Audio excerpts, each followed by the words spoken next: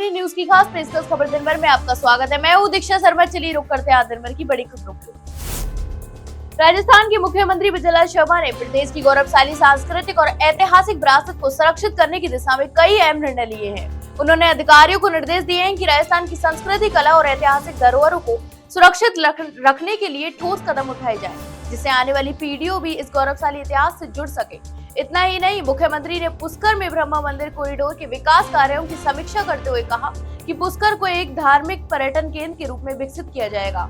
उन्होंने अधिकारियों को निर्देश दिए कि वहां आने वाले श्रद्धालु और पर्यटकों को विश्व स्तरीय सुविधाएं भी उपलब्ध कराई जाए। इसके साथ ही जयपुर में एक राज्य स्तरीय संग्रहालय स्थापित करने का भी निर्णय लिया गया। इस संग्रहालय में राजस्थान के विभिन्न क्षेत्रों की रियासतकालीन विरासत, पारंपरिक कलाएं और लोक संस्कृति को प्रदर्शित किया जाएगा, जिससे पर्यटकों को राज्य की सांस्कृतिक विविधता से रूबरू होने का भी अवसर मिलेगा। जयपुर में आयोजित संविधान बचाओ रैली के बाद कांग्रेस के राष्ट्रीय अध्यक्ष मल्लिकार्जुन खड़गे के बयान ने राजनीतिक गलियारों में हलचल मचा दी है। इतना ही नहीं, खड़गे ने सभा में कहा था कि मैं हिंदू हूं और मेरा नाम मल्लिकार्जुन है। 12 ज्योतिर्लिंगों में से एक पवित्र लिंग मैं भी हूँ। इस बयान पर भाजपा प्रदेश अध्यक्ष मदन राठौड़ ने तीखी प्रतिक्रिया देते हुए कहा कि कांग्रेस ने पहले श्री राम का अपमान किया और अब भगवान शिव का। उन्होंने यह भी सवाल उठाया कि क्या कांग्रेस अन्य धर्मों के प्रति भी ऐसी टिप्पणियां करती है। इतना ही नहीं, संसदीय कार्य मंत्री जोगाराम पटेल ने भी खड़गे के बयान की निंदा करते हुए कहा कि कांग्रेस ने कभी भी बाबा साहेब डॉक्टर भीमराव अंबेडकर का सम्मान नहीं किया। इतना ही नहीं, भाजपा ने रॉबर्ट वाड्रा पर भी आतंकवाद का समर्थन करने का भी आरोप लगाया और गांधी परिवार से उनसे दूरी बनाने की भी मांग की। उन्होंने कहा कि गांधी परिवार की चुप्पी से स्पष्ट है कि वे आतंकवाद का समर्थन करने वालों के साथ हैं। इन बयानों के बाद राजनीतिक माहौल गरमाया हुआ है और दोनों दलों के बीच आरोप प्रत्यारोप का सिलसिला जारी है। राजस्थान में एक के बाद एक भ्रष्ट अधिकारियों और कर्मचारियों को एसीबी रंगे हाथों घूस लेते पकड़ रही है। यह ताजा मामला राजस्थान के 12 जिले का है, जहां पीडब्ल्यूडी विभाग के एग्जीक्यूटिव इंजीनियर को रिश्वत लेते रंगे हाथों गिरफ्तार किया। एसीबी की टीम ने सार्वजनिक निर्माण विभाग के अधिशासी अभियंता को 5 लाख रुपए की रिश्वत लेते रंगे हाथों गिरफ्तार किया। बताया जा रहा है कि उसके खिलाफ कई दिनों से शिकायतें भी मिल रही थी, जिसके बाद ट्रैप कार्रवाई करते हुए 12 के सर्किट हाउस में कोटा एसीबी की टीम ने इस कार्रवाई को बड़ा अंजाम दिया। बता दें कि एसीबी के महानिदेशक डॉक्टर रवि विकास मेहरा ने बताया कि एसीबी चौकी कोटा को एक शिकायत इस आशय की मिली है कि परिवादी के द्वारा किए गए सड़क चौड़ाईकरण एवं पुलिया निर्माण के कार्य की पेंडिंग बिलों को पास करने के एवज में आरोपी के द्वारा परिवादी से 20 लाख रुपए की मांग कर परेशान किया जा रहा है। राजस्थान में पंचायत चुनावों के स्थगन के बाद अब निगम निकायों के चुनाव टलने के राज्य सरकार के फैसले को भी हाईकोर्ट में चुनौती दी गई है। पूर्व विधायक संयम लोढ़ा के द्वारा जनहित याचिका पर मंगलवार को राजस्थान हाईकोर्ट की जस्टिस श्री चंद्रशेखर और जस्टिस आनंद शर्मा की खंडपीठ ने सुनवाई करते हुए राज्य सरकार से 4 सप्ताह में जवाब मांगा है। याचिका में कहा गया है कि प्रदेश की 55 नगर पालिकाओं को कार्यकाल नवंबर 2024 में ही समाप्त हो गया था। इसके बावजूद सरकार ने समय पर चुनाव नहीं करवा कर वहां प्रशासक नियुक्त कर दिए। यह कार्रवाई संविधान और राजस्थान नगर पालिका अधिनियम 2009 का उल्लंघन है। याचिकाकर्ता के वकील पुरेश सिंधवी ने दलील दी कि सुप्रीम कोर्ट ने भी स्पष्ट कर चुका है कि प्राकृतिक आपदा को छोड़ किसी भी कारण से स्थानीय निकायों के चुनाव स्थगित नहीं किए जा सकते। सरकार की ओर से महाअधिवक्ता राजेंद्र प्रसाद अदालत में पेश हुए और कहा कि राज्य सरकार चुनाव कराने के लिए तैयार है और वह अदालत में इसका पूरा विवरण प्रस्तुत करेगी। जम्मू कश्मीर के पहलगाम में हुए आतंकी हमले के बाद पाकिस्तान अब साइबर हमलों के जरिए भारत को निशाना बना रहा है। यह मामला हाल ही में सामने आया है, जिसमें पाकिस्तानी हैकर्स ने राजस्थान सरकार के शिक्षा विभाग की आधिकारिक वेबसाइट को हैक कर लिया। हैकर्स ने वेबसाइट पर पाकिस्तान के समर्थन में संदेश पोस्ट करते हुए भारत के खिलाफ भड़काऊ बयानबाजी भी की है।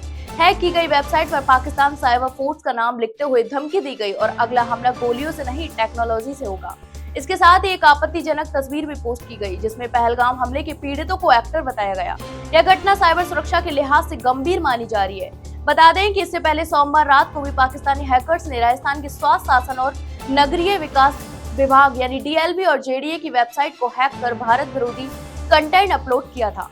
हालांकि इन दोनों वेबसाइट को कुछ ही समय में रिकवर कर लिया गया था। इस मामले पर शिक्षा मंत्री मदन दिलावर ने कहा कि एक आईटी विंग को सक्रिय कर दिया गया है और वेबसाइट को अस्थायी रूप से भी बंद कर दिया गया है।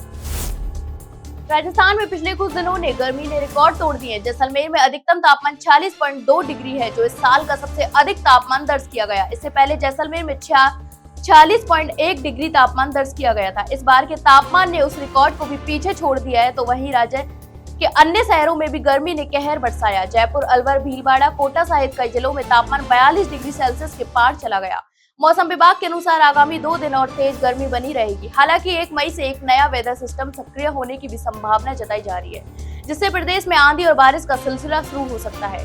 बाड़मेर में लू का प्रकोप देखने को मिला, जहां तापमान 46.4 डिग्री तक पहुंच गया। तो वहीं जोधपुर में पिछले 5 सालों का सर्वाधिक तापमान रिकॉर्ड किया गया, जो 44.4 डिग्री सेल्सियस रहा। फलौदी, गंगानगर, बीकानेर, जालौर, पिलानी, चित्तौड़गढ़ जैसे शहर हीटवेव की चपेट में रहे। इन इलाकों में सुबह 10 बजे के बाद ही पारा 40 डिग्री पार पहुंच गया।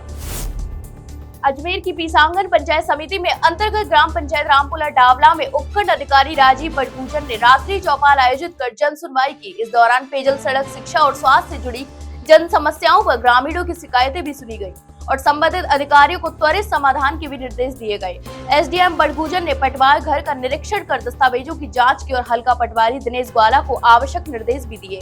चौपाल में प्रशासक सीमा चौधरी की अध्यक्षता और नायब तहसीलदार रामनिवास गोदारा व विकास अधिकारी सोहनलाल डारा की देखरेख में ग्रामीणों की समस्याओं पर गहन चर्चा हुई। पेयजल आपूर्ति को लेकर रामपुरा, डावला और फतेहपुरा और सेटन गाँव में जॉन सिस्टम विकसित करने के निर्देश सहायक अभियंता शंकरलाल लांबा और कनिष्ठ अभियंता प्रदीप भार्गव को दिए गए। राजकीय प्राथमिक विद्यालय फतेहपुरा के खेल मैदान से अतिक्रमण हटवाने के निर्देश प्रधानाध्यापक राजेंद्र सिंह बलावत को दिए गए। इसके अलावा रामपुरा डावला में ग्रेवल सड़क दुस्तीकरण के निर्देश संबंधित फॉर्म को दिए गए। तो वहीं नवनिर्मित हाईवे पर आबादी क्षेत्र में ब्रोकर संकेतक लगाने, अधूरे निर्माण कार्यों को पूर्ण करने और मलबा हटाने के आदेश भी दिए गए। जयपुर में सोवरेन नेटवर्क ग्रुप यानी एसएनजी के डायरेक्टर सत्यनारायण गुप्ता की मुश्किलें लगातार बढ़ती जा रही है। जयपुर पुलिस ने उनके खिलाफ विद्याधर नगर थाने में एसटी सीट खोल दी है। यह कार्रवाई डीसीपी नॉट के आदेश पर की गई, जिसके तहत थाना प्रभारी को गुप्ता की गतिविधियों पर कड़ी निगरानी के लिए निर्देश दिए गए। पुलिस रिकॉर्ड के अनुसार सत्यनारायण गुप्ता पर धोखाधड़ी और अन्य गंभीर आरोपों से जुड़े कुल 84 मामले विभिन्न थानों में दर्ज हैं। इनमें विद्याधर, अशोकनगर, भट्टा, बस्ती, कोतावली, सिंधी कैंप और बनी पार्क सहित थाने भी शामिल हैं। बता दें कि गुप्ता वर्तमान में विद्याधर नगर स्थित जेएम एनक्लेव कॉलोनी में रहते हैं और बनी पार्क स्थित SNG emergency real estate private limited के डायरेक्टर भी हैं। उनके खिलाफ एक मामला केंद्रीय जांच एजेंसी यानी सीबीआई में भी लंबित है, जिससे यह मामला और भी गंभीर होता चला गया। गुप्ता पर आरोप है कि उन्होंने multi storey group housing project में फ्लैट देने का झांसा देकर करोड़ों रुपए की धोखाधड़ी की। पुलिस जांच में सामने आया है कि उन्होंने फ्लैट खरीदारों से मिली रकम को अपने निजी बैंक खातों में जमा करवाया और अब तक फ्लैट्स का निर्माण कार्य भी पूरा नहीं किया गया।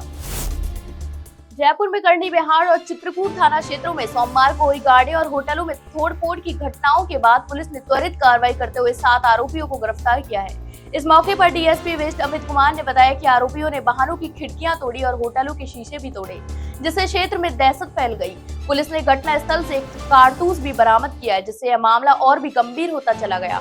गिरफ्तार आरोपियों में मुजीब मियां और राहुल नंदा जैसे नाम भी शामिल हैं, जो पूर्व में भी आपराधिक गतिविधियों में लिप्त रहे हैं। राहुल चंदा पर ब्यास कॉलोनी में आगजनी और फायरिंग जैसे मामले भी दर्ज हैं। पुलिस ने इनकी तलाश में कई टीमें भी गठित की थी और स्थानीय निवासियों की मदद से आरोपियों को पकड़ने में भी सफलता प्राप्त की।